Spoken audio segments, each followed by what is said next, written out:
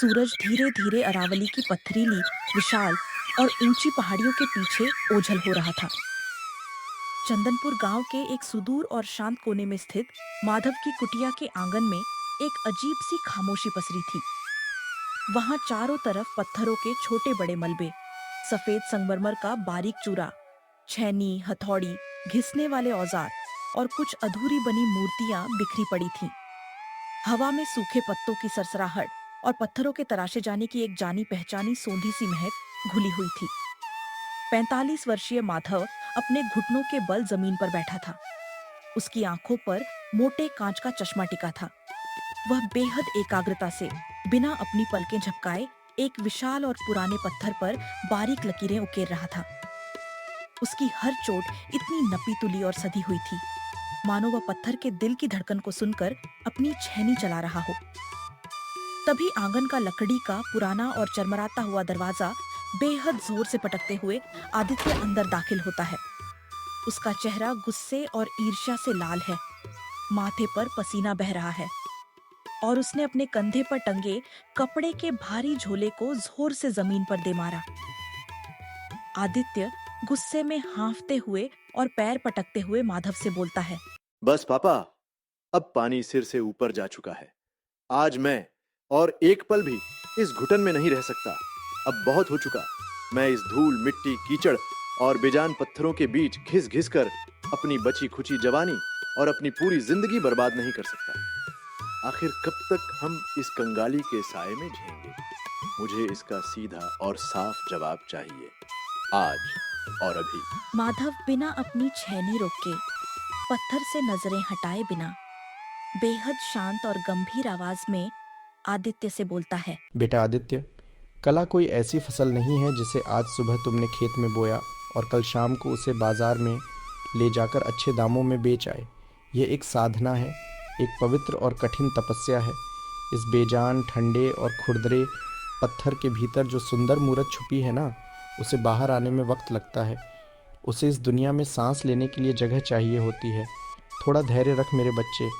सब्र की भट्टी में जो सोना तपता है, वही अंत में जाकर असली कुंदन बनता है। आदित्य की आंखों में आज वो आग थी जो बरसों से दबी हुई थी। वह चिढ़कर अपनी आवाज को और तेज करते हुए माधव पर चिल्ला पड़ा। कमरे की खामोशी उस चीख से कांप उठी और उन बेजान पत्थरों के बीच एक पुरानी उम्मीद अचानक से टूट गई। बस पापा, अब पानी सिर से ऊपर जा चुका है। आज मैं और एक पल भी इस घुटन में नहीं रह सकता। अब बहुत हो चुका। मैं इस धूल, मिट्टी, कीचड़ और बेजान पत्थरों के बीच घिस घिस कर अपनी बची खुची जवानी और अपनी पूरी जिंदगी बर्बाद नहीं कर सकता। आखिर कब तक हम इस कंगाली के साए में जिएंगे? कब तक हम गांव वालों के सामने एक एक पैसे के लिए हाथ फैलाएंगे और कर्ज के बोझ तले दबे रहेंगे? मुझे इसका सीधा और साफ जवाब चाहिए, आज और अभी। तुम बिल्कुल सही कह रहे हो आदित्य। शायद ये कीचड़ और ये पत्थर मेरी ज़िंदगी हो सकते हैं, पर तुम्हारी मंजिल नहीं। तुमने मुझे नहीं, खुद को देखा है इस कंगाली के साए में घुटते हुए। ठीक है, अगर शहर की चमक ही तुम्हारा भविष्य है तो जाओ, लेकिन याद रखना, हथौड़ा और छेनी सिर्फ पत्थर नहीं काटते, ये इंसान का किरदार भी तराशते हैं। जहाँ भी जाना, बस अपनी जड्डियों को मत भूलना। अब आदित्य अंदर जाकर धीरे से अपना झोला उठाता है। माधव के उन शब्दों ने आदित्य के गुस्से के शोर को हमेशा के लिए शांत कर दिया था। अब वहां न कोई शोर था, न कोई बहस, और मुड़कर उस घर को देखा जिसे वो बरसों से एक जेल समझता था। लेकिन आज उसी घर की दीवारों में उसे अपने पिता का अधूरा सपना दिखाई दे रहा था। फिर आदित्य बोलता है। पापा, मैं वादा करता हूं कि शहर की इस चमक धमक में मैं अपना वजूद नहीं खोऊंगा। अगर मैं यहाँ से कुछ सीख कर जा रहा हूँ, तो वो है मेहनत करने का वो हुनर जो आपने मुझे इस पत्थर के जरिए सिखाया है। मैं अपनी मंजिल जरूर ढूंढ लूंगा, लेकिन आप फिक्र मत करना, मैं वापस आऊंगा अपने उन सपनों को पूरा करने के लिए जो शायद मैंने तब नहीं देखे थे जब मैं आपसे नफरत कर रहा था। जाओ बेटा, अगर ये पत्थर तुम्हारी तकदीर नहीं है तो इन्हें अपनी जंजीर भी मत बनने देना। खुश रहो। और याद रखना, इंसान कहीं भी चला जाए, उसकी जड़ें हमेशा उसे घर वापस खींच ही लाती हैं। मैं यहीं मिलूँगा तुम्हें, उसी पत्थर और छैनी के साथ जो अब तुम्हारी कामयाबी का इंतज़ार करेंगे। रमेश और आदित्य अपने गांव के रेलवे स्टेशन पर पहुंचते हैं। उनके पहुंचते ही ट्रेन आ जाती है और फिर आदित्य बोलता है, पापा, ट्रेन आ गई है, मुझे जाना होगा। आप अपना ध्यान रखना और हाँ, वो दवाइयाँ लेना मत भूलना। मुझे पता है आप मुझे नहीं टोकेंगे, लेकिन मैं चाहता। फिक्र मत कर आदित्य, मैं अपना ख्याल रख लूँगा। तू बस अपनी राह पर ध्यान दे। याद रखना, रास्ता चाहे कितना भी कठिन हो, अगर इरादा नेक है तो मंजिल खुद ब खुद पास आ जाती है। जा, अब देरी मत कर। जी पापा, जैसे ही मैं शहर पहुंचूंगा आपको कॉल करूंगा। और थैंक यू उन सब बातों के लिए जो आज आपने कही। मुझे बहुत हल्का महसूस हो रहा है। शुक्रिया की ज़रूरत नहीं है बेटा। एक पिता का फ़र्ज़ बस मार्गदर्शन करना होता है। चलना तो खुद को ही पड्डी अचता है। जाओ, तुम्हारी ट्रेन छूट रही है। आदित्य ने अपना झोला कसकर पकड़ा और ट्रेन के डिब्बे में चढ़ गया। ट्रेन ने एक झटका लिया और धीरे धीरे स्टेशन छोड़ने लगी। खिड़की से बाहर झांकते हुए उसने अपने पिता को तब तक देखा जब तक वे धुंधले होकर आंखों से ओझल नहीं हो गए। पटरियों की खटखट के साथ उसका गांव, उसका बीता हुआ कल पीछे छूट रहा था और सामने था एक बिल्कुल नया और अनजान भविष्य। कुछ घंटों के लंबे सफर के बाद ट्रेन एक बड़े शहर के स्टेशन पर आकर रुकी। शहर का शोर, गाड़ियों की कान फोड़ देने वाली आवाज, भागते हुए अनजान लोग और आसमान छूती इमारतें, यह सब आदित्य के लिए एकदम नया था। उसने स्टेशन से बाहर कदम रखा, एक गहरी सांस ली और उस चमकती हुई विशाल दुनिया को देखा। फिर आदित्य सोचता है, तो ये है वो शहर जहाँ सपने सच होते हैं या फिर इसी भीड़ में कहीं हमेशा के लिए खो जाते हैं। यहाँ कोई किसी को नहीं जानता, कोई किसी के लिए नहीं रुकता। लेकिन मैं यहाँ हार मानने नहीं आया हूँ। पापा ने सही कहा था, चलना तो खुद ही पटदशता है। अब ये रास्ता मेरा है और अपनी पहचान भी मुझे खुद ही बनानी होगी। फिर आदित्य शहर में निकल जाता है अपना एक नया कमरा देखने। शहर की चकाचौंध के बीच आदित्य ने एक छोटा सा कमरा किराए पर लिया। कमरा इतना छोटा था कि उसमें बस एक बिस्तर और उसकी उम्मीदें ही समा सकती थीं। बाहर सड़कों की भाग-दौड़ कम नहीं हुई थी, लेकिन अंदर सन्नाटा पसरा था। उसने अपने झोले से वो पत्थर निकाला जो उसके पिता ने उसे दिया था। उस पत्थर को हाथ में लेते ही उसे अपने पिता की वो भारी आवाज कानों में गूंजती हुई सुनाई दी। पता नहीं पापा, ये पत्थर मेरी किस्मत बदलेगा या नहीं, पर एक बात तो तय है, ये मुझे आपको याद दिलाता रहेगा। लोग कहते हैं कि शहर में इंसान को अपनी पहचान खोनी पड़ जाती है, पर मैं कुछ ऐसा करूंगा कि यह शहर मुझे मेरी मेहनत से पहचानेगा। आज का दिन बहुत थका देने वाला था, पर कल एक नई शुरुआत है। अगली सुबह आदित्य काम की तलाश में निकल पड़ा। उसने कई दफ्तरों और दुकानों के चक्कर काटे, लेकिन हर जगह से उसे एक ही जवाब मिला, अनुभव नहीं है। उसका हौसला टूटने लगा था। उसकी जेब में पैसे कम होते जा रहे थे और भूख अब उसके धैर्य को परखने लगी थी। फिर आदित्य बड़े ही गुस्से में सोचता है, क्या यही वो मंजिल है जिसके लिए मैंने अपना घर छोड़ दर दिया? सब दरवाजे बंद हैं, कोई सुनने को तैयार नहीं। लेकिन नहीं, मैं हार नहीं मानूंगा।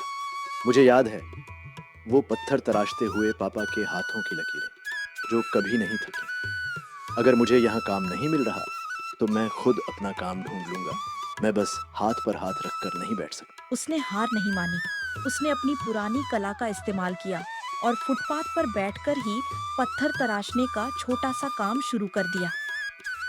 दिन ढलने लगा था और उसके हाथों में पड्डे छाले गवाही दे रहे थे कि उसने कितनी मेहनत की है। आदित्य के हाथों की मेहनत धीरे धीरे रंग लाने लगी थी। फुटपाथ पर तराशे गए उसके पत्थरों की नक्काशी ने लोगों का ध्यान खींचना शुरू कर दिया था। शहर के एक बढ़िया आर्ट गैलरी के मालिक की नजर जब उसके काम पर पड़ी तो वो उसकी कलाकारी देख हैरान रह गए। वह आदित्य के पास आए और उसके हुनर की तारीफ की। यह आदित्य के लिए एक ऐसी जीत थी जिसे उसने कभी सपने में भी नहीं सोचा था। उसकी मेहनत का फल उसे मिलने लगा था, लेकिन सफर अब भी खत्म नहीं हुआ था। आदित्य मन से सोचता है, मैंने कभी नहीं सोचा था कि मेरा यही हुनर, जिसे मैं अपने घर पर बोझ समझता था, आज मुझे इस अजनबी शहर में पहचान दिलाएगा। ये पत्थर सिर्फ पत्थर नहीं है, ये पापा की वो सीख हैं जिन्होंने मुझे हार न मानना सिखाया। आज मैंने पहला कदम उठा लिया है, लेकिन मुझे अभी बहुत आगे जाना है। मैं सिर्फ एक कारीगर नहीं, बल्कि एक कलाकार बनकर दिखाऊंगा और अपनी कला के जरिए अपने पिता का नाम रोशन करूंगा। दिन बीते, महीने गुजरे और आदित्य का नाम धीरे धीरे शहर में फैलने लगा। उसने अब अपनी छोटी सी दुकान खोल ली थी, लेकिन इस सफलता के बीच भी वो अपनी जड़ें नहीं भूला था। हर शाम जब वो अपना काम खत्म करता, वो अपने उस पुराने पत्थर को देखता जो आज भी उसके डेस्क पर रखा हुआ था। उसे अब अपने घर की याद आती थी, नफरत के रूप में नहीं, बल्कि एक सुकून और प्रेरणा के रूप में।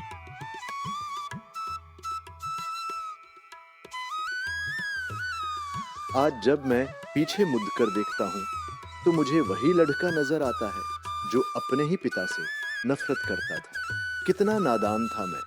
आज मुझे समझ आ रहा है कि वो पत्थर सिर्फ पत्थर नहीं थे, बल्कि पापा का वो प्यार था जिसे मैं तब समझ नहीं पाया था। अब समय आ गया है कि मैं वापस जाऊं और पापा को बताऊं कि उन्होंने जो मुझे सिखाया वो बेकार नहीं गया। वो आज भी मेरी सबसे बड़ी ताकत है। आदित्य ने फैसला कर लिया था। उसने अपनी पहली कमाई का हिस्सा लिया, शहर की भागदौड़ से छुट्टी ली और अपने गांव की ओर निकल पड़ा। इस बार उसके चेहरे पर वो गुस्सा या बेचैनी नहीं थी, बल्कि एक शांत मुस्कान थी। घर की ओर जाते हुए रास्ते भी अब उसे अपनापन से भरे लग रहे थे, जैसे कि हर मोड़ उसका स्वागत कर रहा हो। गांव की कच्ची सड़क पर चलते हुए आदित्य के पैर अब भारी नहीं थे। उसने देखा कि वही पुरानी गलियां, वही नीम का पेड़च और वही घर, सब कुछ वैसा ही था जैसे वो छोड़ा कर गया था। शाम का समय था और दूर से उसे माधव के हथौड़े की आवाज सुनाई दे रही थी। वह आवाज जो कभी उसे चिढ़ाया करती थी, आज उसे संगीत की तरह मीठी लग रही थी। आदित्य ने घर के मुख्य द्वार पर पहुंचकर एक गहरी सांस ली और धीरे से अंदर कदम रखा। पापा, क्या आप अभी भी काम कर रहे हैं? मैंने आपसे कहा था ना कि अब आपको अपनी सेहत का ध्यान रखना है। मैं आ गया हूँ, शहर की भीड़ और शोर से दूर, अपनी पुरानी जगह पर वापस। माधव ने धीरे से अपना सिर ऊपर उठाया। उनके हाथ अब भी पत्थर पर थे और आंखों में चश्मा था। उन्होंने अपने बेटे को देखा तो जैसे समय वहीं ठहर गया। उनके हाथों से हथौड़ा नीचे गिर गया और चेहरे पर एक ऐसी मुस्कान आई जो बरसों से दबी हुई थी। वे अपनी जगह से उठे और धीरे धीरे आदित्य की ओर बढ़े। आदित्य, तू तू वापस आ गया? मुझे यकीन नहीं हो रहा बेटा। मैंने सोचा था कि अब तू इस छोटे से गांव की दुनिया में कभी वापस नहीं आएगा। देख, आज मेरी मेहनत सफल हो गई। सिर्फ इसलिए नहीं कि तू शहर से कामयाब होकर लौटा है, बल्कि इसलिए क्योंकि आज तूने मुझे वापस ढूंढ लिया है। पापा, मैं अपनी कामयाबी की ट्रॉफी लेने नहीं, बल्कि आपसे माफी मांगने आया हूँ, उस नफरत के लिए जो मैंने पाली थी। आपने जो मुझे पत्थर तराशना सिखाया था, उसी ने मुझे दुनिया में अपनी पहचान बनाने का हुनर दिया। आज मैं जो भी हूँ, आपकी दी हुई उन्हीं सीखों की वजह से हूँ। दोनों पिता पुत्र उस आंगन में लिपट गए। पुरानी कड़वाहटें आंसुओं के साथ बह गईं और वहां सिर्फ एक पिता का गर्व और बेटे का सम्मान बचा था। गांव की शाम और भी हसीन हो गई थी, जैसे उस घर को उसका अधूरा सपना मिल गया हो। अब रो मत बेटा, ये आंसू नहीं, खुशियों की गवाही है। चल, बहुत समय बीत गया है। अब तू मुझे अपनी कहानी सुना और मैं तुझे उन पत्थरों के बारे में बताऊंगा जो मैंने तेरे इंतजार में तराशे थे। कहानी की सीख। जीवन में हम अक्सर उन चीजों की कद्र नहीं करते जो हमारे पास होती हैं, और कामयाबी की दौड़ में हम अपनों को भूल जाते हैं। आदित्य की यह कहानी हमें सिखाती है कि मेहनत और सब्र ही सफलता की असली कुंजी है। याद रखिए, हर बड़ी इमारत की शुरुआत एक छोटे से पत्थर से ही होती है, और मेहनत का कोई शॉर्टकट नहीं होता।